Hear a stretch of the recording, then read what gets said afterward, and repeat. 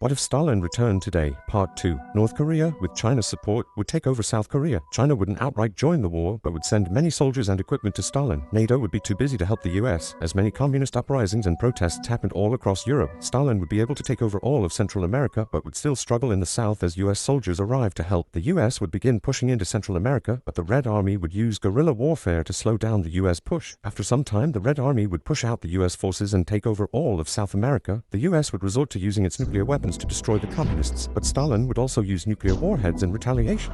After NATO finally extinguished the communist uprisings in Europe, they would invade South America. The US would also push into Central America. Meanwhile, Japan, with NATO's help, would take over North Korea. The Red Army would begin losing in South America, and eventually, the US and NATO would conquer them. With only Cuba remaining, the US would invade Cuba and crush the last communists in America. However, Stalin is nowhere to be found, meaning he fled to somewhere else. America and NATO would be significantly weakened after the war, and the possibility of Stalin returning again would always be there.